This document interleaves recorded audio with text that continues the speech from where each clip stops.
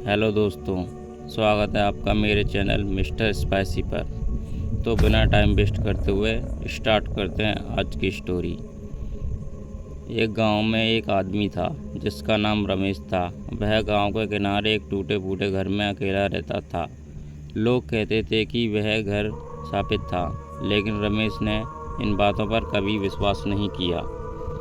एक रात जब रमेश सो रहा था, अचानक उसकी नींद खुली। उसे लगा कि कोई उसके कमरे में चल रहा है। उसने इधर उधर देखा, लेकिन कोई नहीं था। उसने सोचा कि शायद यह उसका वहम था और फिर से सोने की कोशिश करने लगा। तभी उसने धीरे धीरे दरवाजे के खुलने की आवाज़ सुनी। रमेश का दिल ज़ोर ज़ोर से धड़कने लगा। उसने देखा कि दरवाज़ा खुद ब खुद खुल रहा था। कमरे में अंधेरा था, लेकिन दरवाजे के पास उसे एक छाया सी दिखाई दी। वह छाया धीरे धीरे उसके बिस्तर की ओर बढ़ने लगी।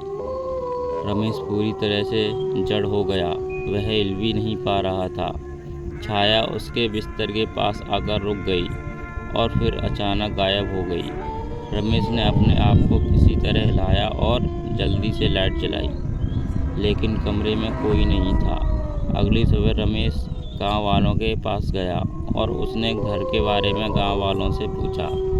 गांव वालों ने बताया कि कई साल पहले उसी घर में एक औरत की हत्या कर दी गई थी और तब से उस घर में उसकी आत्मा भटकती है। जो भी उस घर में रहता है वह उस औरत की आत्मा का शिकार बन जाता है। यह सुनकर रमेश तुरंत उस घर को छोड़कर चला गया और फिर कभी गांव में वापस नहीं आया। कहते हैं जो भी उस घर के पास से गुजरता है उसे रात के समय उस औरत की रोने की आवाज़ें सुनाई देती है। तो दोस्तों, कैसी लगी आपको मेरी आज की स्टोरी? तो मिलते हैं अगली स्टोरी में। बाय।